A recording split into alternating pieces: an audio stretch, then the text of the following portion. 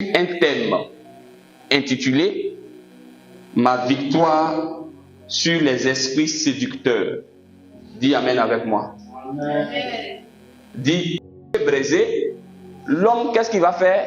Il va l'inviter où on mange quoi? Poulet braisé. Quand il l'invite où on mange poulet braisé, ce n'est pas parce qu'il a faim, mais parce qu'il veut la séduire. Donc quand il veut la séduire, il lui donne ce qu'elle aime. Et quand il lui donne ce qu'elle aime, il l'attire. Il ne va pas directement à l'homme pour lui dire que je t'aime, parce que dans certaines cultures, ça ne présente pas bien. Donc elle a des petits gestes d'attention. Ça peut être offrir des petits colliers. Ça peut être donner de la nourriture. Ça peut être des petits présents. Les femmes, c'est généralement pas des présents. Alléluia. Généralement pas des présents. Elle va généralement t'appeler. Donc, ce sont ces approches aussi pour te quoi? Pour te séduire. Il peut aussi y avoir d'autres approches qui sont comment? Qui sont plus sensuelles. La femme va porter des habits qui sont un peu resserrés. Donc, quand l'homme va la voir, il va se faire une idée de ce qui est derrière l'habit. Donc, elle est en train de le séduire. Donc, à force de regarder ce qui est là, il se dit, et ce qui est derrière, qu'est-ce que ça sera? Et elle est en train de le séduire. S'il n'y prend garde, un matin, elle prend son cœur, et puis c'est comme ça les choses se passent. Donc, dans le domaine spirituel aussi, il y a la séduction. Jésus-Christ ne séduit pas. Dis Amen avec moi. Amen. Jésus-Christ n'est pas parti voir Pierre pour le séduire. Jésus-Christ ne séduit pas. Jésus-Christ, il t'enseigne la parole. Il t'invite. Il te communique la grâce. Et c'est à toi d'aller à lui de manière comment? Volontaire. Mais celui qui séduit spirituellement, c'est Satan. Parce que Satan sait que fondamentalement, il n'est pas bon. Comme il n'est pas bon, donc il va utiliser une apparence pour te tromper. Et lorsqu'il t'a trompé, il va te mettre maintenant dans ses bras. Et quand il te met dans ses bras, c'est là que tu connaîtras la véritable nature de Satan. Alléluia. Mais ce qui pousse généralement à la séduction, ce sont des esprits. Et donc ce matin, en tant qu'enfant de Dieu, si tu n'as pas la victoire sur les esprits séducteurs, tu seras flatté et finalement tu risques de perdre ton Dieu, aller à d'autres dieux et perdre ton salut. Alléluia. C'est pourquoi ce matin, pour essayer de présenter ce test, ce message, nous allons nous appuyer sur 3 tests de la Bible. Le premier test, il est tiré du livre de 1 Timothée 4, le verset 1. Je vous laisse prendre note d'abord. De toute évidence, tous les versets bibliques, on peut les envoyer maintenant, mais sur la plateforme, parce que je les ai mis à la disposition de ceux qui devaient lire ce matin. Amen. Amen. 1 Timothée 4, le verset 1, premier point de la Bible. Deuxième point de la Bible, Acte 13, le verset 8. Acte 13, le verset 8. Et troisième point de la Bible, 1 Jean 4, le verset 1. Donc je reprends. 1 Timothée 4, le verset 1. Acte 13, le verset 8. Et 1 Jean 4, le verset 1. Je lis la parole de Dieu avec vous, peuple de Dieu. Que dit la Bible dans le livre de 1 Timothée 4, le verset 1? Mais l'Esprit dit expressément que dans les derniers temps, quelques-uns abandonneront la foi et pour s'attacher à des esprits séducteurs et à la doctrine des démons. Amen. Donc, mais l'Esprit dit expressément que dans les derniers temps, quelques-uns abandonneront la foi. Pour faire quoi?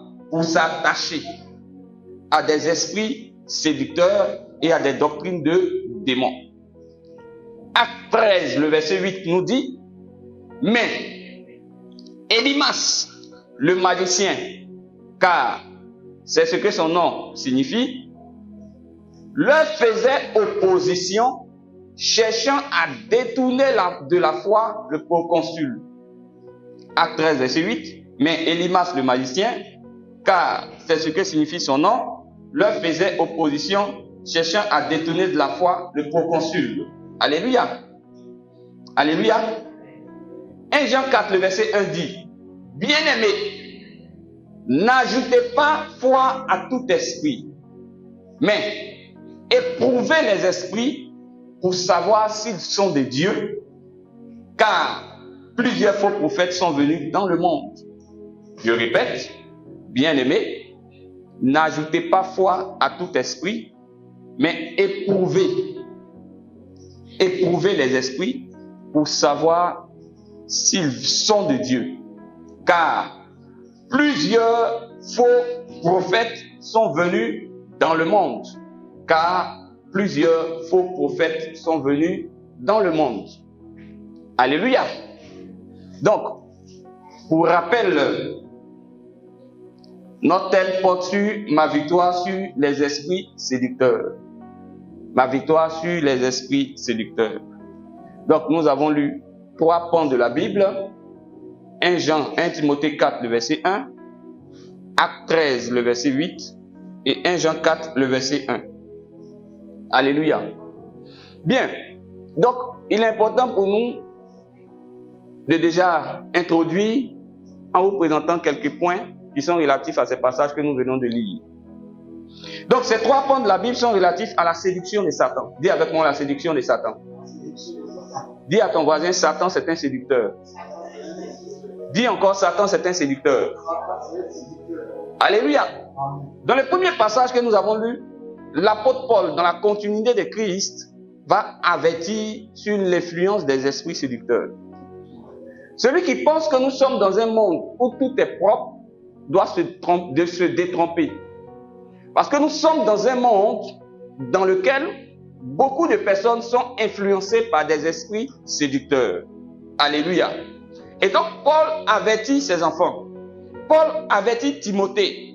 Et Paul lui dit, mon fils Timothée, tu vois, les temps dans lesquels nous sommes, qui sont les derniers temps, il y aura des esprits séducteurs. Donc, les derniers temps, c'est vrai qu'il y a des signes des derniers temps, il y a des tremblements de terre, il y a toutes sortes de difficultés. Mais l'un des premiers signes qui montre que nous sommes véritablement dans les derniers temps, c'est la présence d'esprits séducteurs. La séduction va prendre une grande proportion. La séduction va avoir de l'ampleur. Et la séduction va gagner du terrain. Gagner du terrain dans la ville. Gagner du terrain dans le pays. Gagner du terrain dans le monde. Et ce qui est grave, la séduction gagne du terrain dans les assemblées. Alléluia. Et Paul dit que les gens vont laisser le véritable esprit de Dieu. Les gens vont laisser la véritable foi et ils vont s'attacher à tout ce qui est séduction. Alléluia. Et Dieu rajoute pour dire que non seulement on s'attache à des esprits séducteurs, mais on va s'attacher à des doctrines de démons. Ça veut dire qu'il y a des enseignements, tout ce qui est en rapport avec la doctrine et en rapport avec l'enseignement. Il y a des enseignements qui ne poussent pas l'enfant de Dieu à être connecté à Dieu, mais qui poussent l'enfant de Dieu à être connecté à autre chose. Alléluia. Ça, ce sont des doctrines de démons. Parce que ces doctrines-là ne mettent pas Jésus-Christ au centre de leur enseignement. Jésus-Christ est le roc. Jésus-Christ est le pilier. Jésus-Christ est le socle. On ne peut pas enseigner sans Jésus. Et on ne peut pas enseigner sans pousser le peuple de Dieu à aller à Jésus-Christ. Chaque fois qu'on enseigne pour détourner le peuple de Dieu du véritable message de la foi, nous sommes en train d'entrer dans une forme de doctrine de démon. Alléluia. Donc Paul avait averti ses enfants, son enfant Timothée. Et Paul disait quoi? À cause de cette influence, beaucoup se détourneront du message de la foi, excusez-moi, annoncé par le Seigneur Jésus-Christ. Dans le second pan de notre texte que nous avons pris, la Bible dit, mais Élymas le magicien, car c'est ce que signifiait son nom, leur faisait opposition, cherchant à détourner encore de la foi le proconsul. Donc dans le second pan de texte, il est question de l'œuvre des esprits séducteurs.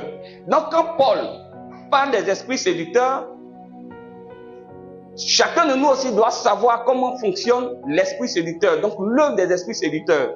Et dans ce pan de texte, la Bible nous prend comme exemple un homme qui s'appelait Élymas, qui était un magicien. Lorsque les gens essayaient de parler de Jésus-Christ, il venait et il détournait l'attention des gens, pour ne pas que les gens comprennent le message de Jésus-Christ, pour ne pas que les gens se convertissent, pour ne pas que les gens se donnent à Dieu, mais pour que les gens aillent en enfer. Ça, c'est un séducteur. et il y a une manifestation de l'esprit de séduction. Alléluia. Dans le livre de 1 Jean 4, verset 1 que nous avons lu, l'apôtre Jean, qui en est l'auteur physique, parce que l'auteur spirituel c'est le Saint-Esprit, il va nous avertir et il va nous donner un conseil. Il dit, si quelqu'un vient à toi, quelqu'un te parle, quelqu'un prophétise, quelqu'un t'annonce, il dit tout ça c'est bon, mais il faut éprouver les esprits. Ça veut dire qu'il y a un examen que chacun de nous en tant qu'enfant de Dieu doit faire pour savoir si la parole qu'il reçoit vient de Dieu ou bien elle vient de Satan. Ce n'est pas parce que j'utilise la Bible que le message que je donne vient de Dieu. Les satanistes utilisent la Bible. Beaucoup de personnes utilisent la Bible. Mais par quoi on peut savoir si un message vient de Dieu ou bien comment on peut faire pour savoir si le message ne vient pas de Dieu? Il faut éprouver. Tout à l'heure, je vous parlerai de comment éprouver le message pour discerner l'esprit par lequel les gens parlent. Mes frères et mes sœurs, si nous n'avons pas ces méthodes pour éprouver la parole, nous allons tomber dans l'erreur. Jésus-Christ était en face de Pierre. Jésus-Christ dit, il va accomplir le message de Dieu. Il va se donner à la croix pour être sauvé. Et Pierre lui dit, non, si Dieu veut que ça ne lui plaise pas, mais toi, le Seigneur Jésus-Christ, tu ne vas pas mourir à la croix. Jésus-Christ regarde Pierre et il discerne qu'il était sous l'influence du diable. Et Jésus-Christ dit à Pierre, arrière de moi, Satan. Mais imaginons-nous un instant que Jésus-Christ n'avait pas éprouvé l'esprit par lequel Pierre parlait. Jésus-Christ allait se laisser endormir, il n'allait pas chercher à souffrir, il n'allait pas chercher à aller à la croix, et finalement, il n'allait pas accomplir le plan de Dieu, et nous ne serions pas sauvés. Tout message qui ne vous pousse pas à porter votre croix pour aller au ciel n'est pas un message qui est basé sur la véritable doctrine et la véritable foi de Jésus-Christ. Parce que notre priorité en tant qu'Église, c'est le ciel. On n'a pas d'autre priorité. Alléluia. Une université existe parce qu'il y a des enseignements en économie, en psychologie, en sociologie. Mais l'Église, son enseignement est porté sur le ciel. Et pour aller au ciel, il y a une seule personne, un seul médiateur, il s'appelle Jésus. C'est pourquoi on doit parler de ce Jésus. On doit communiquer ce Jésus. On doit enseigner ce Jésus pour que chacun de nous se rapproche de lui pour aller au ciel. Alléluia. Mais, donc, mes frères et mes sœurs, l'apôtre Jean va nous exhorter à éprouver les esprits. Il va nous emmener à éprouver les esprits afin de reconnaître le véritable message de la foi. J'ai déjà anticipé pour vous dire ce que c'est que le véritable message de la foi, mais je vais quand même vous emmener vous-même à découvrir le livre de 1 Timothée 2, le verset 1 à 5. Ce que j'appelle le véritable message de la foi. 1 Timothée 2, le verset 1 à 5. La parole de Dieu. Alléluia. J'exhorte donc, avant toute chose. 1 Timothée 2, le verset 1 à 5. 1 Timothée 2, le verset 1 à 5. Ok. J'ai dû me tromper, ça doit être 2 Timothée 2, verset 1 à 5. Mais ce n'est pas grave, vous allez chercher ça. Le passage dit la chose suivante. Car il y a un seul Dieu, dis avec moi un seul Dieu. Et aussi un seul médiateur entre Dieu et les hommes. Jésus-Christ homme, qui s'est donné lui-même en rançon pour tous. C'est là le témoignage rendu en son temps propre et pour lequel j'ai été établi prédicateur et apôtre. Je dis la vérité, je ne m'en pas chargé d'instruire les païens dans la foi et dans la vérité. Donc Paul dit qu'il a été établi. Paul n'a pas dit que je me suis établi. Paul dit j'ai été établi. Les hommes peuvent t'établir, Dieu aussi peut t'établir, comme toi-même tu peux t'établir. Mais Paul dit j'ai été établi. Dans son j'ai été établi, il n'est pas en train de dire que les hommes l'ont établi, mais il est en train de dire que Dieu lui-même l'a établi. Mais quand Dieu lui-même t'établit, c'est pour faire quoi? C'est pour prêcher Jésus-Christ.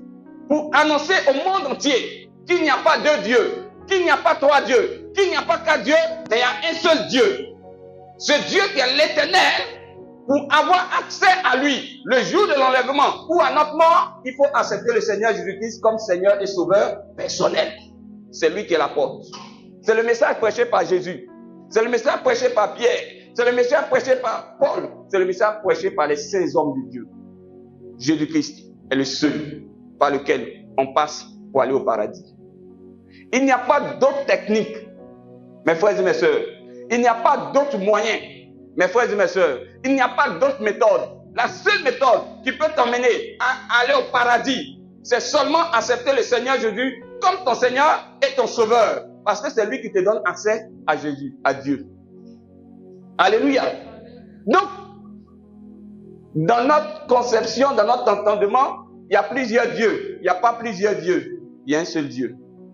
Il s'appelle l'Éternel. Il s'appelle Jésus-Christ. Il s'est manifesté en chair et il a pris la forme d'un homme, il est venu. On lui donne le nom de Jésus-Christ. Ce qui sera demain, c'est quand nous serons sauvés que nous le saurons. Alléluia. Donc Paul reconnaît que c'est le message des personnes qui sont établies par Dieu. Parler de Jésus-Christ qui doit réconcilier les hommes avec Dieu. Parce que depuis la chute, l'homme est séparé de Dieu. Donc, il faut un moyen par lequel l'homme doit être reconnecté avec Dieu. Et ce moyen, c'est Jésus-Christ. Il n'y a pas d'autre moyen. Alors, c'est le message qui a été prêché. Mais chaque fois que ce message est prêché, Satan a horreur que ce message soit prêché. Satan déteste qu'on parle de Jésus-Christ. Satan insiste pour qu'on ne parle plus de Jésus-Christ. Satan travaille pour que le message de la véritable foi qui porte sur Jésus-Christ comme unique instrument pour le salut, ce message-là soit détourné. Alors Satan va utiliser des moyens. Et l'un de ces moyens qu'il va utiliser, c'est la tromperie, c'est la ruse. Et dans cette tromperie, dans cette ruse, il va activer plusieurs démons qu'on appelle les démons, les esprits séducteurs. Alléluia. Donc, le but des esprits séducteurs, c'est de détourner ta foi de Jésus-Christ. Alléluia. Le but des esprits séducteurs, c'est de t'éloigner de Dieu. Le but des esprits séducteurs, c'est de t'emmener à ne pas être concentré sur Dieu. Alléluia. Donc, personne d'autre ne peut nous réconcilier avec Dieu si ce n'est Jésus-Christ. Donc, Satan va utiliser cette tromperie comme principale arme. L'objectif de cette tromperie est d'attirer de manière subtile. Satan ne va pas utiliser la manière forte pour te détourner de Jésus-Christ, mais il va utiliser une manière douce. C'est ça qui est la séduction. Et le temps que toi-même tu t'en rends compte, tu as déjà pris le piège. Amen. Donc, il va attirer de manière subtile par le moyen de la prédication des personnes à lui, Satan. Satan sait que ce qui est dehors là lui appartient. Donc maintenant, le peu de personnes qui rentrent dans les églises, qui veulent véritablement se donner à Dieu, il va utiliser le message pour les tromper. Il va utiliser le message pour les ramener à lui, Satan, en introduisant des doctrines qu'on appelle les doctrines de démons. Aujourd'hui, si ton message n'est pas sophistiqué, tu n'auras pas des gemmes sur Internet. Si ton message n'est pas sophistiqué, on ne va pas te faire des offrandes. Dieu ne nous a pas appelés pour avoir des offrandes ou pour avoir des gemmes sur Internet. Dieu nous a envoyés pour sauver une âme. Plus tard, sauver encore une autre âme et ensuite accomplir sa mission, qui est de faire de tout le monde entier des disciples. Dieu ne nous a pas envoyés pour que nous soyons vus. Mais Dieu nous a envoyés parce qu'il y a des personnes qu'on doit sauver. Alléluia. Donc, le message de séduction va consister à donner un enseignement. Satan va utiliser des versets bibliques très souvent et l'objectif est de détourner les hommes de Dieu. Ça va détourner les hommes de Dieu et ça va attirer les hommes à Satan. Alléluia. Autrement dit, les esprits séducteurs poussent des personnes à enseigner des doctrines qui éloignent les hommes du véritable Dieu. Amen. Dans le livre de Actes 13, Actes des Apôtres 13, le verset 8 au verset 10, nous avons quelques exemples d'esprits séducteurs. Donc nous allons lire ensemble le livre de Actes 13, le verset 8 à 10, et nous allons avoir quelques exemples d'esprits séducteurs. Quand on dit les esprits séducteurs, il y en a plusieurs catégories, mais dans le livre de Actes 13, verset 8 à 10, nous allons avoir quelques exemples. Mais Élimas, alléluia. L'esprit de séduction, il y en a plusieurs. Les esprits de séduction, ils sont nombreux. Mais l'un des esprits de séduction, c'est l'esprit de magie. Dis avec moi, l'esprit de magie. L'esprit de magie, c'est un esprit séducteur. C'est un esprit qui va te montrer des artifices, qui va te tromper, qui va te montrer ce qu'il n'est pas véritablement. Et aujourd'hui, il y a beaucoup de magiciens dans beaucoup d'endroits. Alléluia. Donc, il y a l'esprit de magie. Continue, ma soeur. C'est que signifie son nom. Oui. Leur faisant opposition. Donc, vous voyez, l'esprit de séduction fait opposition. Donc, le magicien, l'esprit de magie va faire opposition. Continue, ma soeur. Cherchant à détourner les nobles enfants de Dieu de Jésus-Christ. Alors Saul, oui, appelé aussi Paul, il était comment? Il était comment? Parce que si tu n'es pas dans une dimension spirituelle très élevée, tu ne peux pas reconnaître les esprits séducteurs. Les esprits séducteurs ressemblent à des véritables esprits qui viennent faire le travail de Dieu, mais dans le fond, ce sont des esprits qui détournent de Dieu. Donc si tu n'es pas hautement disposé, tu ne peux pas comprendre que la personne qui est là, c'est un séducteur ou bien c'est une séductrice. Il fait quoi? Il le regarde. Celui qui était rempli de magie, il le regarde. Et qu'est-ce qu'il va discerner? Et il va dire, alléluia. Il va commencer à détailler les esprits de séduction qui sont dans le magicien. Il dit l'esprit de séduction est non seulement un esprit de magie, mais c'est aussi un esprit de ruse. Celui qui se croit rusé, c'est celui qui aime tromper. Celui qui pense qu'il est intelligent que tout le monde. Laissez-moi vous dire une chose. On peut être intelligent que tous les hommes, mais on ne va jamais être plus intelligent que Dieu. Dites amen avec moi. Amen. Donc l'esprit de séduction, c'est aussi un esprit de ruse. C'est un esprit blagueur. Continue. C'est un esprit de fraude. C'est un esprit qui est dans le faux. Donc, des esprits de séduction, il y a l'esprit de ruse, il y a l'esprit de magie, il y a l'esprit du faux, il y a l'esprit de la fraude. Continue. Fils du diable. C'est un esprit de mensonge. Parce que la Bible dit que tous ceux qui sont fils du diable, c'est ceux qui vivent dans le mensonge. Parce que Satan, il est menteur depuis le commencement. Donc ceux qui vivent, qui pratiquent, qui aiment le mensonge, sont des fils de Satan. Donc quand il dit fils du diable, il est en train de dire que l'esprit qui te possède, c'est un esprit de mensonge. Alléluia. Donc les esprits de séduction sont des esprits de mensonge. Alléluia. Continue ma soeur. Ennemis de toute justice. Ce sont des esprits de corruption. Ce sont des esprits, quand c'est là, ça corrompt le véritable message de Dieu. Tu as l'impression que le message de Dieu est diffusé dans la pureté, mais dans le fond, il y a une corruption. Il y a un détour que des hommes utilisent. Continue. C'est un esprit aussi de perversion. Ça pervertit. Ça gâte. Tu vois quelqu'un qui avait une bonne communion avec Dieu, qui jeûnait bien, qui était proche de Dieu. L'esprit de séduction va lui dire, en notre temps, tu n'as plus besoin de jeûner. Tu vois quelqu'un qui était constant dans la prière. L'esprit de séduction va lui dire, c'est pas le plus important. Tu pries, mais tu ne viens pas servir. L'esprit de séduction va mettre l'accent sur ce sur quoi on ne doit pas mettre l'accent. C'est un esprit de fraude.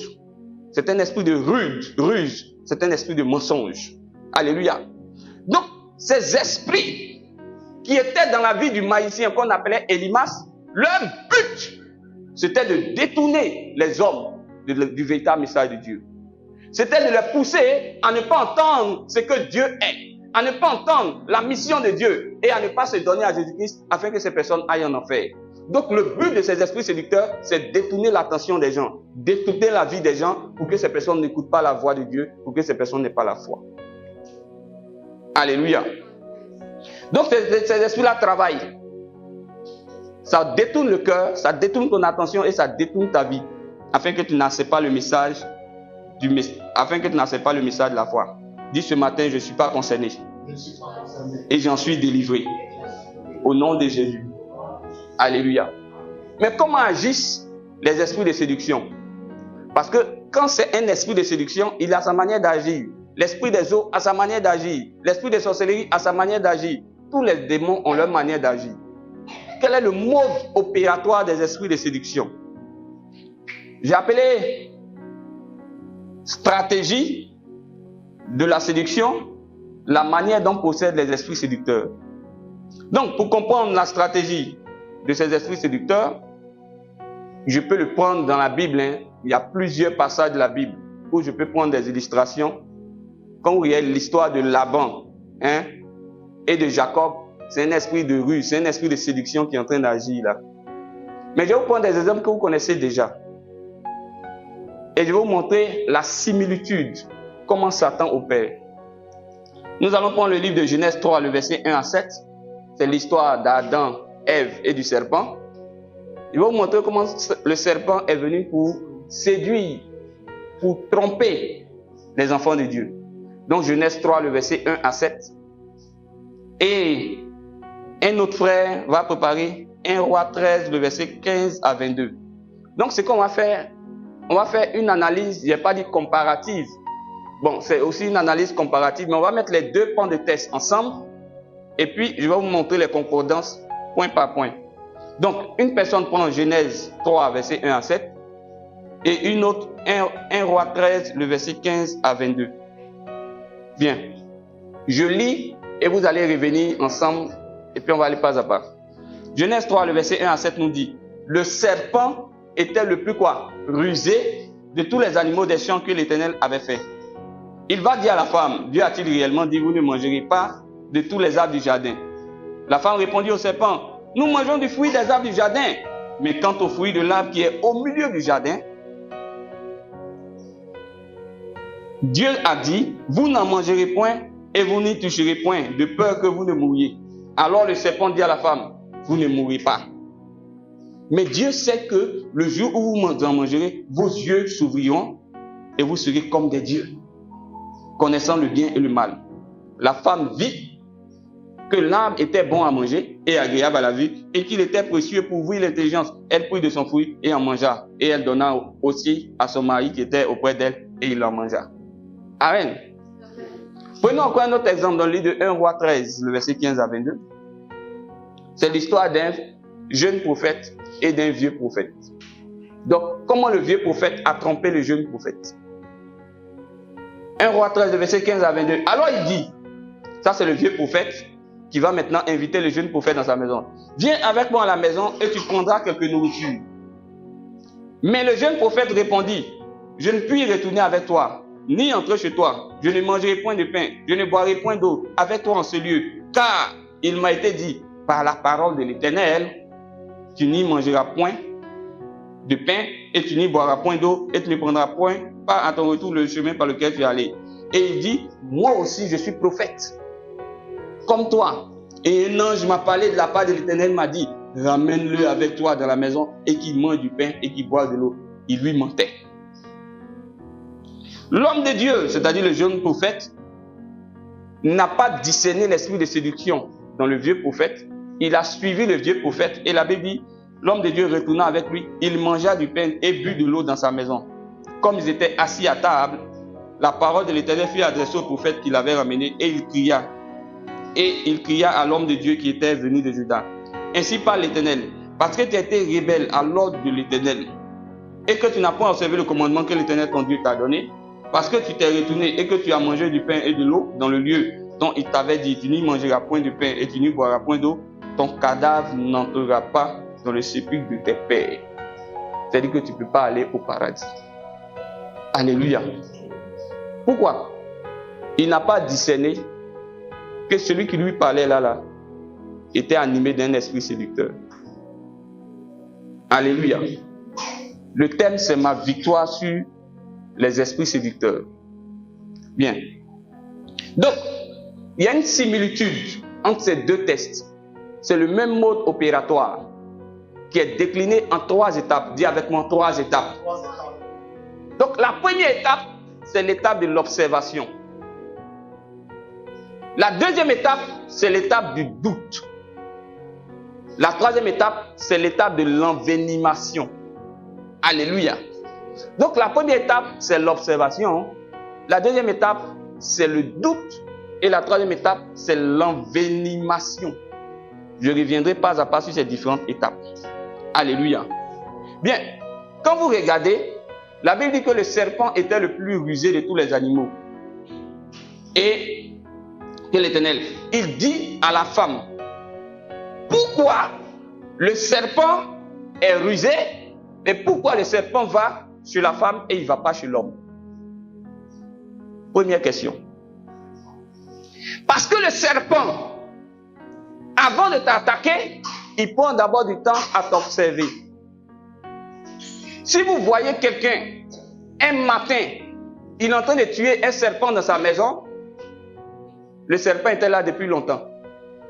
Mais lui-même ne savait pas. Parce que le serpent, c'est l'un des animaux qui sait se dissimuler, qui sait se cacher. Donc Satan, avant de te proposer ses services, il va t'observer longtemps. Je vais te dire quelque chose, mon frère. Je vais te dire quelque chose, ma soeur. Tu n'es pas caché. Satan t'observe. Il s'en va vers la femme parce qu'il sait que la femme, vous voyez quand la femme, quand Dieu a créé l'homme, Dieu a façonné l'homme, ensuite il a façonné la femme. Quand l'homme a vu la femme, il a dit quoi? Chair de ma chair, os de mes os. Donc l'homme reconnaît que la femme, c'est le côté charnel de l'homme. Donc le diable les a observés. Le diable les a regardés. Il sait que s'il s'en va vers le côté spirituel qui est représenté par Adam, ça sera compliqué. Donc il va aller voir le côté charnel. C'est qui est la faiblesse de l'homme. Donc il observe longtemps. Quand il voit que ta faiblesse, par exemple, c'est la nourriture. Quand il voit que ta faiblesse, par exemple, c'est l'argent. Quand il voit que ta faiblesse, par exemple, c'est ta faiblesse-là qu'il va prendre pour te séduire. Donc il va observer longtemps. Alléluia. Alléluia. Alléluia. Alléluia. Donc, je vais encore prendre l'autre exemple de 1 roi 13. La Bible dit là-bas que le vieux prophète, on lui a dit que le jeune prophète n'est pas là. Il l'a poursuivi et il est parti l'attraper. Il a pris le temps d'observer le jeune prophète. Et vous savez ce qu'il sait? Il sait que le jeune prophète, c'est quelqu'un qui est attaché à la parole de Dieu. Donc, tant que Satan ne t'observe pas longtemps, il ne peut pas te séduire. Parce qu'il ne t'observe pas longtemps, il ne peut pas savoir ce que tu aimes pour te proposer cela et te séduire. Donc, il a observé longtemps, il a regardé le jeune prophète, il dit ça c'est quelqu'un qui aime la parole. Ça c'est quelqu'un qui aime répondre à ce que Dieu veut. Donc, comment faire pour le tromper? Je vais aller dans la parole pour lui proposer ce que Dieu dit. Vous êtes avec moi ce matin? Amen. Dis Amen avec moi ce matin. Amen. Tu es là avec moi ce matin? Amen. Alléluia. Donc, dans cette étape de l'observation, Satan ne va pas t'attaquer. Il va préparer le terrain. Donc, il va te localiser spirituellement. Il va appréhender tes faiblesses. Il va regarder si tu es chaud, ou bien si tu es froid, ou bien si tu es tiède. Vous voyez le serpent, il regarde ceux qui ont le sang chaud. Parce que la vision du serpent est un peu floue. Le serpent ne voit pas bien. Mais il va regarder la chaleur que tu vas communiquer. Et c'est à partir de cette chaleur que le serpent va t'identifier pour être attaqué. Mais quand tu es froid, le serpent, il peut passer à côté de toi, mais il ne sait pas. Donc le diable, dans son observation, il va regarder qui sont ceux qui sont chauds pour Dieu. Ou bien qui sont ceux qui demain peuvent être chauds pour Dieu. Il va les observer longtemps. Et il va discerner. Et ceux qui sont chauds pour Dieu, ou bien ceux qui seront chauds pour Dieu, quelles sont leurs faiblesses. Alléluia. Donc c'est dans cette étape que le diable va mesurer ta température spirituelle. Il va mesurer est-ce que spirituellement tu es assis ou bien tu n'es pas assis. Donc, quand on arrive à cette étape, Satan prend suffisamment son temps. Satan n'est pas pressé. Mes frères et mes sœurs, je vous donne juste en 30 secondes un exemple d'un homme de Dieu pendant qu'on me prépare Psaume 62, le verset 4. Psaume 62, le verset 4. Un homme de Dieu était dans un hôtel avec une femme. Et après, ce qui devait se passer, quand ça s'est passé, le matin, quand la femme quittait l'hôtel, la chambre d'hôtel, elle a regardé le monsieur, puis elle a dit, toi, il n'a pas connu la femme depuis longtemps, hein. Mais en fait, ils se sont rencontrés et dans les amusements, il est tombé. Et quand la femme était en train de sortir de la chambre, voilà ce que la femme a dit. Toi, est-ce que tu sais depuis combien de temps il te guette? Il dit, tu dis quoi? Il dit, tu sais, je dis, tu sais, est-ce que tu sais depuis combien de temps je te guette? Il dit, mais on se connaît il n'y a pas longtemps. Et puis elle répète, est-ce que tu sais depuis combien de temps je te guette? Aujourd'hui, je t'ai eu. Et puis elle est partie. Mais ce n'était pas la femme qui parlait. C'est l'esprit dans la femme qui était en train de parler. C'est-à-dire que depuis longtemps, l'esprit était en train de le guetter. Fais attention à tout ce que tu fais. Fais attention à tout ce que tu dis. Fais attention à tout ce que tu aimes. Parce qu'il y a quelqu'un qui t'observe, qui veut te voir tomber dans le péché, qui veut te voir chuter, qui veut te voir poser des actes qui vont te conduire en enfer. Donc, le diable t'observe. Quand nous regardons dans le livre de Psaume 62, le verset 4, la Bible nous dit quoi? Psaume 62, le verset 4. Car ta bonté vaut mieux que tout.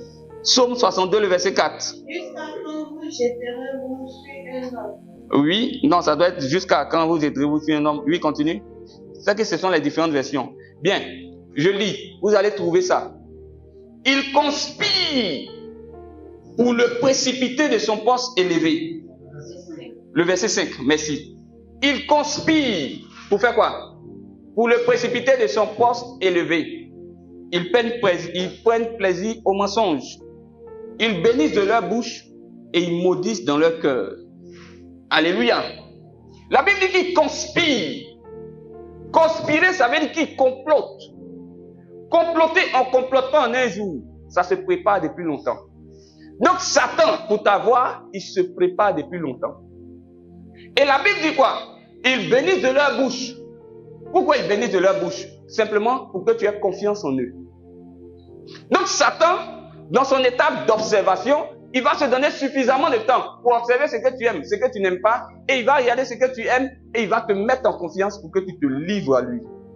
C'est pourquoi la Bible dit, ils te bénissent de leur bouche, pendant que dans leur cœur, ils te maudissent. Donc Satan veut que tu gagnes sa confiance. Écoutez-moi mes frères, écoutez-moi mes sœurs. Quand vous êtes en contact avec une personne, demandez à Dieu, la personne qui est là, c'est qui? Quel genre de rapport ou de relation tu veux que j'ai avec cette personne? Alléluia. Donc, dans cette étape, le diable va suffisamment prendre son temps pour t'observer, pour voir ce que tu as en toi, qui peut l'intéresser, et il va chercher à te détruire. Dans la seconde étape, quand Satan a découvert tes faiblesses, il va maintenant s'approcher de toi pour te faire douter. Alléluia. C'est pourquoi quand on lisait dans le livre de Genèse, vous voyez que Satan s'approche de la femme, il ne s'approche pas de l'homme, et maintenant il va avoir une approche sous forme d'interrogation. Est-ce que Dieu a réellement dit même que si vous mangez ça là, est-ce qu'il a réellement dit? Il va venir te faire quoi? Douter. C'est-à-dire que toi tu es assis, tu veux te donner bien à Dieu, Satan va venir pour faire quoi? Pour te faire douter. Église où tu t'envoies la main, tu gagnes quoi dedans même? Et quand Satan te fait douter, son objectif, c'est de trouver juste un petit espace dans ton cœur pour profiter, pour passer à l'autre étape. Est-ce que Dieu a réellement dit? Mais tu vas à l'église, mais tu gagnes quoi même? Est-ce que vous connaissez lui là même? Et dans le doute, mes frères et mes sœurs, vous pouvez trouver ça dans le livre aussi, 1 Roi 13, verset 15 à 22. Quand le faux prophète, quand le vieux prophète s'est approché du jeune prophète, il va le faire douter. Mais comment? Il vient et lui dit, quand l'homme de Dieu lui a dit, il dit, viens chez moi, allons, tu vas prendre nourriture. Pourtant, Dieu a dit à l'enfant, ne mange pas, ne bois pas, ne passe pas par ce chemin, va à la maison. Donc, ce que Dieu n'a pas dit, c'est ça qu'il va venir dire. Mais il va proposer ça pour créer en fait une ouverture dans ton cœur. Quand il trouve juste une petite ouverture dans ton cœur, il profite pour passer à la dernière étape qui est l'étape d'envenimation. Je reviendrai là-dessus tout à l'heure. Dans l'étape du doute, cette étape-là est basée sur la mise en doute de la parole que tu as reçue. Donc si tu as reçu une parole qui dit que tu es fort, Satan va venir te dire que tu n'es pas fort. Attention, tu as des faiblesses.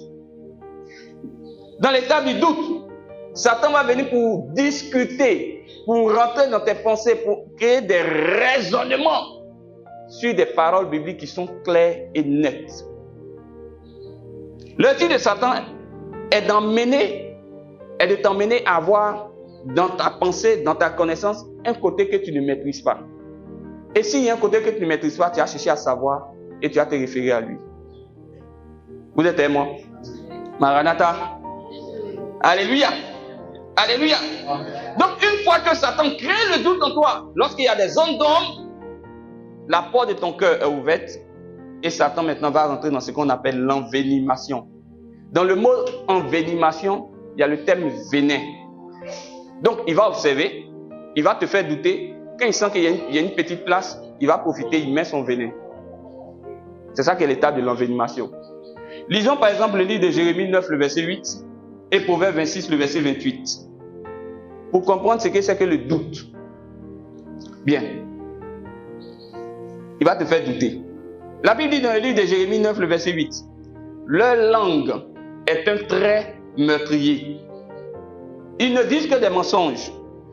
De la bouche, ils parlent de paix à la nation, à leur prochain, et au fond du cœur, ils lui dressent des pièges. La Bible dit que la langue fausse est ce qu'elle écrase, et la bouche flatteuse prépare la ruine. Il va te mettre dans une forme où tu as commencé à dormir, où tu as commencé à t'interroger, où tu as commencé à raisonner, tu as commencé à réfléchir, et puis tu as dit, hey, attention, hein, ce que lui il dit là, c'est vrai. Hein. Je suis chrétien, mais c'est normal que j'ai quand même 2 femmes. Parce que quoi? C'est pas mauvais d'avoir 2 femmes quand même. Et puis, Abraham lui-même, il a eu beaucoup de femmes. C'est ça, non? Jacob même, qui est notre père, qui s'appelle Israël, il a eu combien de femmes? Hein? Et moi, on me dit d'avoir une femme. Ça, tu regardes, puis tu dis, oh, c'est vrai. Hein? Ce qu'il dit quand même là, c'est pas faux, hein? Un homme, plusieurs femmes. Une femme, plusieurs hommes. Attends, hein? Bon. Comme tu n'as pas le temps de chercher, il a créé le doute. Et maintenant, quand la porte est ouverte, il va mettre maintenant son enseignement dans ton cœur. C'est ça qui est l'étape de l'envenimation. Dans cette étape de l'envenimation, Satan va instaurer ou installer dans ton cœur une vérité que lui seul il sait. Amen. Il va installer dans le cœur des victimes une vérité que lui seul il sait. Regardez, dans la Bible, dans le livre de Genèse 3, le verset 1 à 7. Quand la femme a dit au serpent, Dieu a dit qu'on ne va pas manger, qu'est-ce que le serpent a dit? Le serpent dit, vous ne mourrez point, mais Dieu sait que le jour où vous en mangerez, vos yeux s'ouvriront et vous serez comme des dieux. Bon, il est écrit où que quand on va manger le fruit là, on sera comme des dieux. Le seul qui avait la connaissance, c'était qui? Satan. Amen. Donc dans l'étape d'envenimation, le diable va te donner une vérité. Il va te dire c'est ce que Dieu dit. Mais il n'y a pas d'autre preuve. Sinon lui, sa relation qu'il a avec Dieu. Dans le livre de 1 Roi 13, verset 15 à 22. Quand le jeune prophète a dit, Dieu dit de ne pas aller chez quelqu'un, voici ce que le vieux prophète a dit. Il dit, moi aussi je suis prophète comme toi. Et Dieu m'a parlé. Quelqu'un dit, Dieu lui a parlé. Tu es là-bas pour voir ce qu'ils se sont dit. Donc dans l'étape de l'envenimation, Satan, qu'est-ce qu'il fait? Il va instaurer dans ton cœur une vérité dont lui seul, il est témoin. Moi là, je savais que. Moi là, je sais que. Moi là, j'ai la connaissance de que. Moi là, Dieu m'a dit que. Mais Dieu t'a dit que. Quand Dieu dit, laisse-moi aussi, je vais aller demander à Dieu, ça t'énerve. Mais si Dieu t'a dit, est-ce que si on parle avec ce Dieu, il faut que ce Dieu-là me parle? Mais quand tu vois quelqu'un dire, moi seul, Dieu m'a parlé, moi seul, je connais la vérité, il y a des fois de chance que cette personne soit en train de se dire. Alléluia. Cette personne n'est pas véridique. Toute vérité qui n'est pas confirmée sur la base de 2 ou 3 témoignages, il y a des fortes chances que ce soit un message pour te séduire. Alléluia. Alléluia. Alléluia. Donc, il va instaurer une vérité dont lui seul a le secret. Si moi, il vient tout à l'heure et dit, mais ma maman, mon Dieu m'a dit que tu dois me faire une offrande de 10 000. Tu as dit quoi? Allez. Si on est là, et puis tu dis non, est-ce que...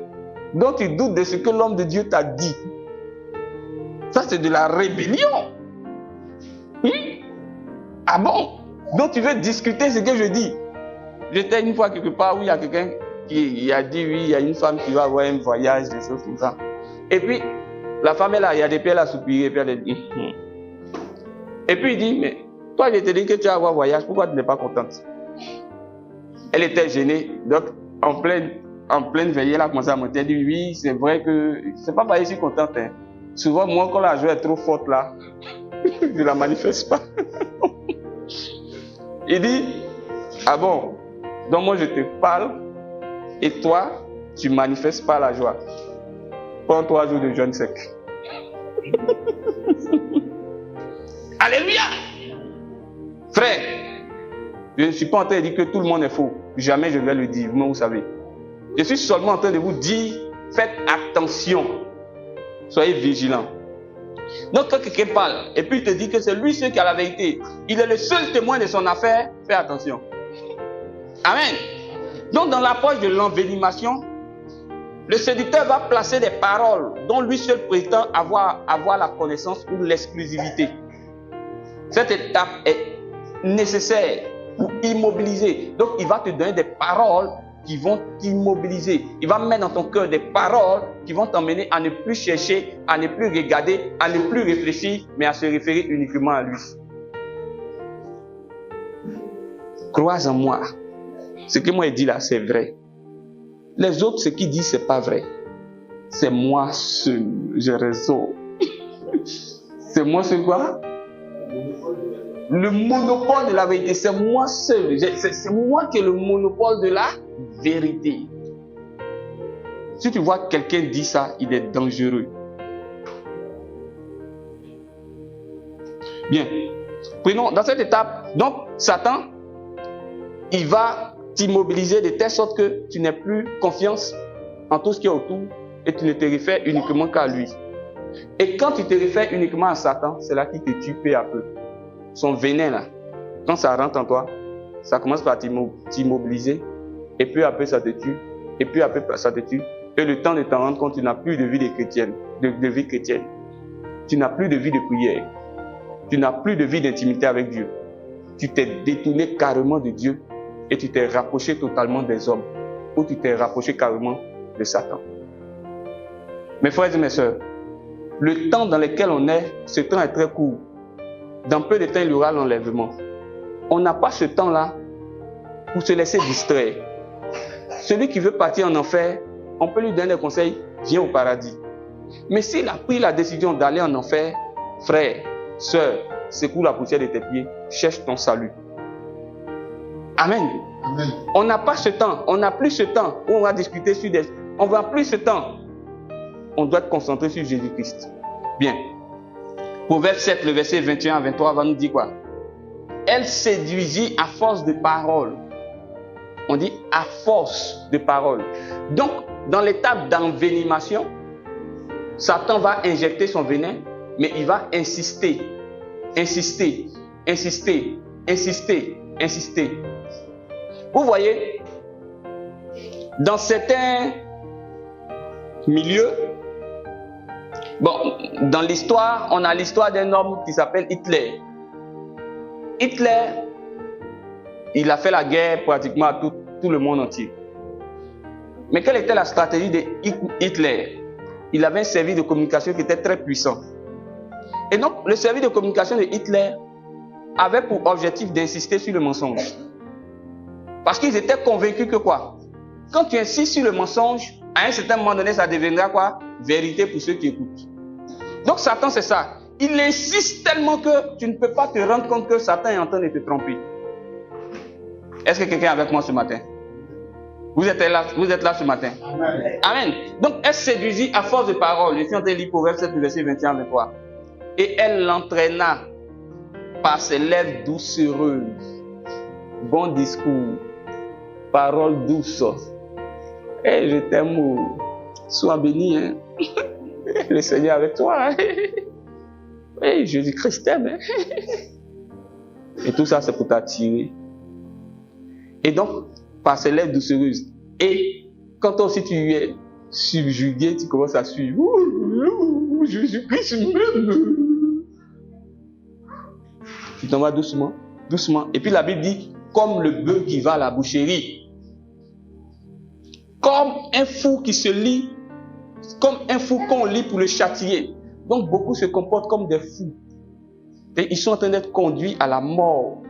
Mais ça ne leur dit absolument rien. Parce que le travail du diable, il est bien travaillé, il est bien fait.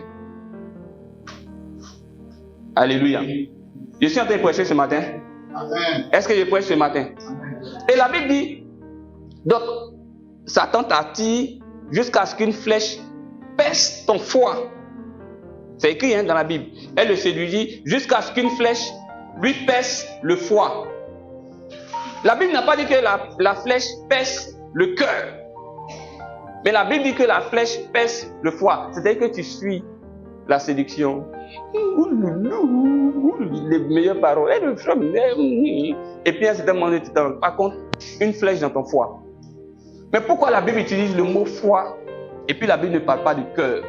Pourquoi c'est le foie qui doit être transpercé? C'est simple. Parce que le foie, c'est un organe vital de l'homme. Alléluia. Ton foie, il fait 3 choses. Il peut même faire 4 choses. On peut dire 3 ou bien 4.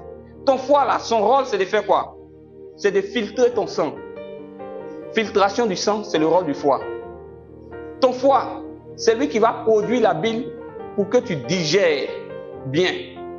Ton foie, c'est lui qui va stocker les vitamines dans ton corps. Ton foie, c'est celui qui va débarrasser ton corps de tout ce qui est saleté. Alléluia. Donc, quand la Bible dit que le foie est touché, pourquoi le foie? Parce que Satan sait que spirituellement, ton foie, c'est ce qui va réguler à l'intérieur ton mécanisme, ton fonctionnement. Quand ton foie est touché, l'impureté rentre dans ta vie. Quand ton foie est touché, tu n'as plus l'opportunité, la capacité de discerner ce qui est bien du mal. Quand ton foie est touché, toute forme de saleté rentre dans ton corps. Quand ton foie est touché, tu es pratiquement mort. Donc Satan œuvre à ce que ton foie soit touché spirituellement. Que cela ne soit pas ton partage au nom de Jésus.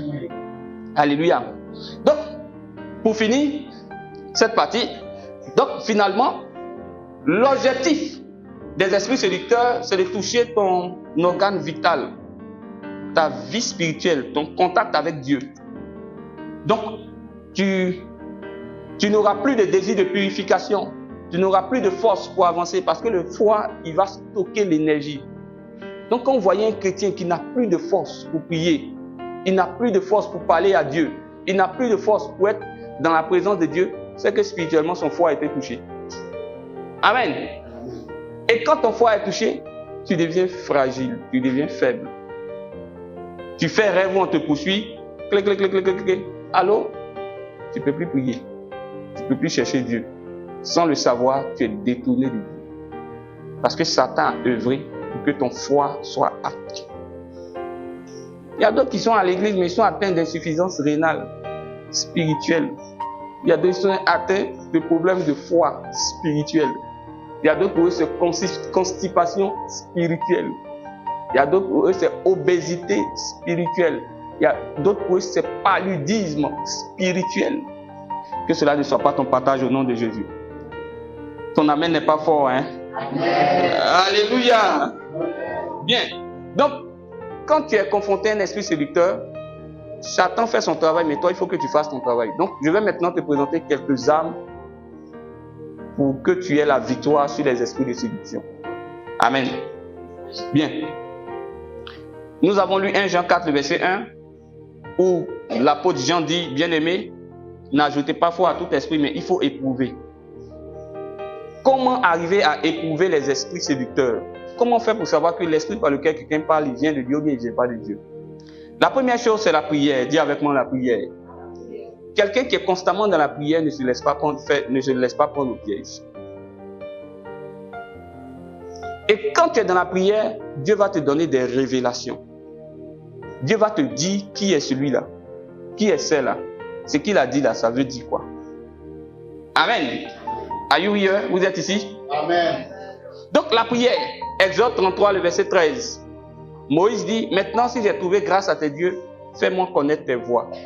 Quand tu trouves grâce aux yeux de Jésus-Christ, Jésus-Christ ne te cache pas les choses qui sont importantes pour ta vie. Quand tu trouves grâce aux yeux de Jésus-Christ, ce n'est pas que tu as des immeubles, tu as des maisons, mais tu as la révélation des choses cachées. Alléluia. Donc Moïse dit, Seigneur, fais-moi grâce. Donc dans la prière, Dieu va te révéler les esprits qui sont en train de te fatiguer, les esprits qui sont en train de t'attaquer.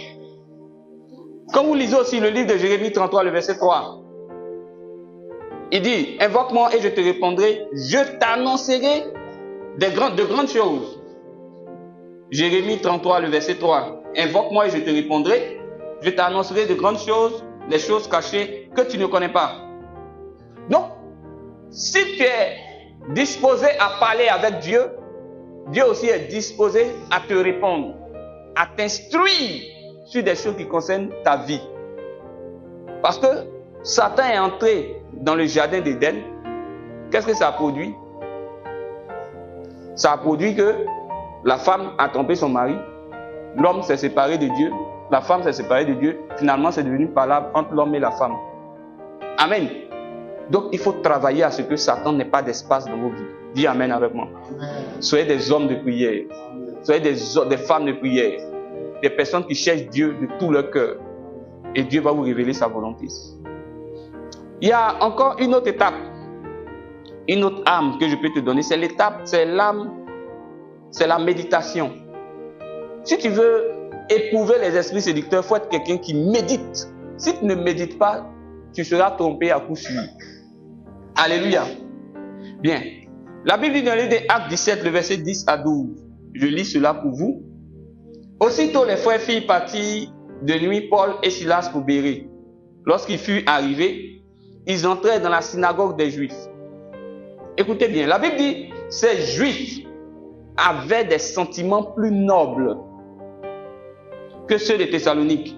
Ils reçurent la parole avec beaucoup d'empressement et ils examinaient chaque jour les Écritures pour voir si ce qu'on leur disait était exact. Ils faisaient quoi? Examinaient chaque jour pour savoir si ce qu'on leur disait était comment? Exact. Si tu n'as pas une vie de méditation constante, on va te tromper facilement. Amen. Il peut même arriver que tu ne saches pas lire. Mais même si tu ne sais pas lire, il y a aujourd'hui beaucoup de moyens. Il y a la Bible numérique, il y a la Bible audio, il y a plein de choses. La Bible audio, il y a plein de trucs qui peuvent te permettre aujourd'hui d'entendre, d'être en contact avec la parole de Dieu. Amen. Donc, il faut être dans la méditation. Il ne faut pas dire, mon pasteur va lire pour moi. Il faut lire pour toi-même. Je viens de t'enseigner. Prends les versets à nouveau. Prie le Seigneur. Et va prendre ta Bible, demande à Dieu, est-ce que ce que ce monsieur-là a dit est vrai? Tu n'es pas là à cause de mes beaux yeux. Ce n'est pas la couleur de mon costume qui t'enverra au ciel. C'est la qualité à la première direction du Saint-Esprit. Amen. Jean 16, le verset 13 nous dit quoi? Quand le consolateur sera venu, l'Esprit de vérité, il vous conduira dans toute la vérité. Quand le consolateur sera venu, l'Esprit de vérité, il vous conduira dans quoi? Dans toute la vérité. Car il ne parlera pas de lui-même. Jean 16, verset 13. Mais il dira tout ce qu'il aura entendu. Le Saint-Esprit ne parle pas de lui-même. Le Saint-Esprit dit ce que Jésus-Christ a dit. Si tu ne t'abandonnes pas à ce que Dieu t'a dit premièrement, quand tu as demandé à Dieu, tu vas entrer dans une forme de quoi? Toi-même, tu vas entrer dans le doute. Parce que à force de ne pas s'abandonner à ce que Dieu t'a dit directement, à force de chercher des questionnements, toi-même, ta force, ta pensée va commencer à te donner des idées. Amen. Donc, il faut se laisser Il faut s'abandonner à la première orientation que le Saint-Esprit donne pour ne pas suivre les penchants de ton cœur. Quand vous voyez quelqu'un aime une jeune femme, à force de penser à elle, il va faire un rêve sur elle. Amen. Et c'est là il va venir dire, Dieu m'a dit. Mais il y a deux types de rêves. Hein? Il y a les rêves prophétiques, il y a les rêves d'incubation, trois types. Et puis il y a les rêves prémonitoires. Les rêves d'incubation, c'est quoi? À force de penser à quelque chose, tu vois la personne dans ton rêve. Tu te lèves, tu dis quoi? Oui, c'est Dieu qui m'a dit que voilà ma femme. Or, ce sont tes pensées là qui sont revenues en rêve. Amen. Donc, il faut faire quoi? Il faut s'abandonner à la première orientation pour ne pas suivre les penchants de ton cœur. Il y a plusieurs exemples dans la Bible. Hein. Donc, ce que vous devriez comprendre, c'est que Dieu ne peut pas dire une chose et en même temps dire son contraire. Donc, quand il y a une situation, il y a ce que Dieu veut, il y a ce que tu veux, il y a ce que les hommes veulent, il y a ce que Satan veut. Donc, il faut bien savoir ce que Dieu veut. Et si Dieu t'a dit quelque chose, attrape ton cœur, suis cela. Il faut avoir un regard critique sur le sujet pour lequel tu as besoin d'orientation. Proverbe 12, le verset 15.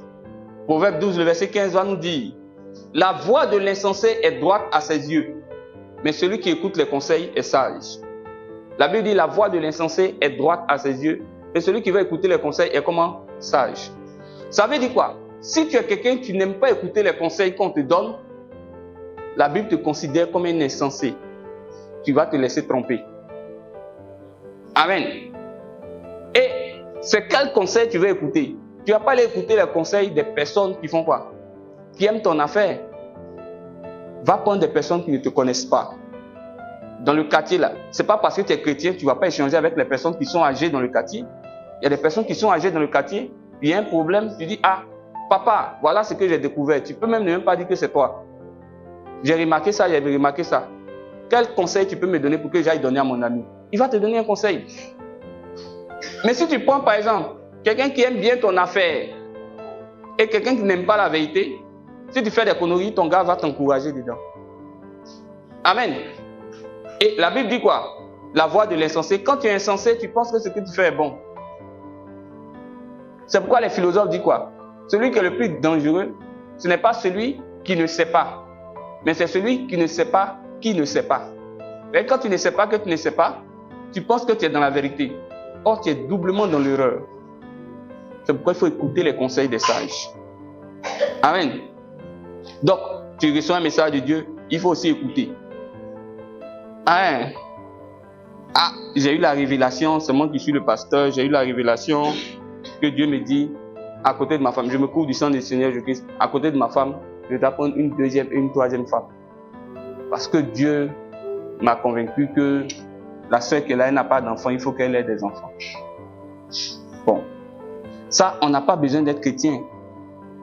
Tu t'envoies même un vieux du quartier, tu dis: mon papa, j'ai mon pasteur là qui dit que Dieu lui a dit qu'il doit prendre une deuxième et une troisième femme pour lui faire des enfants. Amen. Dieu va faire quoi? Il va dire: mon petit, faut prier pour ton pasteur. Quand on est dans un bateau, quand on prie pour le capitaine du bateau, faut pas, il va devenir fou. Mais si le capitaine du bateau devient fou, le bateau va chavirer. Quand on est dans l'avion et qu'on est en train de prier pour que le pilote il nous conduise à bon port, c'est pas parce qu'on aime les pilotes, mais c'est parce que pour un instant, il a nos vies dans sa main. Si le pilote a bu là-bas et qu'il devient fou, et qu'au lieu de mettre le bouton de quoi? Décollage ou bien stabilisation, il a appuyé le bouton de quoi? D'atterrissage à combien de pieds de hauteur? On est mort. C'est pourquoi il faut prier pour que quoi? Le pilote soit quoi, moi? Intelligent. Faut pas, il va être insensé. Sinon, il va entraîner des gens en enfer, cadeau. Bien, mes frères, il y a beaucoup de choses. Hein. Vous pouvez lire 1 Roi 22, verset 5 à 8. Vous pouvez lire Proverbe 18, verset 17. Il y a beaucoup de choses. Vous savez que je suis un enseignant. Donc, un enseignant, quand il vient, c'est beaucoup de versets bibliques. Quand on arrivera pour faire notre veillée, quand il y aura un temps où on fera la veillée, c'est là qu'on va utiliser peut-être d'autres moyens spirituels que Dieu nous a donné, d'autres dons, pour les mettre à la disposition du peuple. Pour l'instant, c'est le don de l'enseignement. Une fois qu'on s'est établi, on s'est enraciné sur le roc, je n'ai plus peur. Le reste, on peut avancer. Jésus-Christ n'a pas travaillé avec beaucoup de personnes. Il a travaillé avec 12 personnes. Ces 12 personnes étaient enracinées dans la parole. Mais il y a un qui ne l'aimait pas, qui s'appelait Judas. Mais il était dans la parole, il faisait les miracles. Quand les personnes sont enracinées dans la parole, l'autre côté qu'il faut travailler, c'est leur cœur.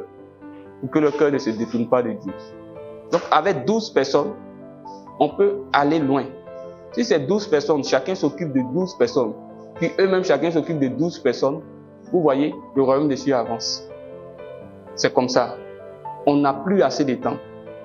Jésus-Christ est à la porte. Bien, le dernier conseil que je peux vous donner, la dernière arme pour lutter pour vaincre les esprits de séduction, il faut observer les signes de confirmation. Dans les signes de confirmation, il y a les signes de confirmation. Vous pouvez lire ça dans le livre de 1 Roi 13, verset 3. Et le même jour, il donnait un signe en disant, c'est ici le signe que l'Éternel a parlé. Donc, il y a un signe que l'Éternel a parlé. Et ça, on appelle ça les signes de confirmation. Et aussi, il y a des signes que l'Éternel n'a pas parlé. On appelle ça des signes d'infirmation. Donc, tu dois regarder les signes de confirmation et les signes d'infirmation. Amen. Donc, je te dis, les faux esprits séducteurs font comme ça. Va chercher dans la parole. Ou bien prie le Seigneur. Seigneur, confirme que ce qu'il a dit là, ça vient de toi. Demande des signes. Ou bien confirme que c'est mon épouse. Confirme que c'est mon époux. Demande des signes. Amen. En conclusion, je vais vous dire quoi? Bon, vous pouvez lire aussi, bon, il a dit 1 Roi 13, verset 3, vous pouvez aussi lire Ésaïe 44, verset 25 à 26. Hein? Alléluia. En conclusion, je vais vous dire les choses suivantes. Nous vivons les temps de la fin. Mes frères et mes sœurs, on n'a plus assez de temps. On doit être efficace. Et en ces temps de la fin, le Seigneur Jésus-Christ nous exhorte à la vigilance. Regarde celui qui est à côté de toi, dis-lui, sois vigilant. Dis-lui, sois vigilant. Prends tes dispositions afin que tu ne sois séduit comme Ève a été séduite dans le jardin. Que le Seigneur te bénisse. On va baisser la tête. Alléluia, on va acclamer le Seigneur.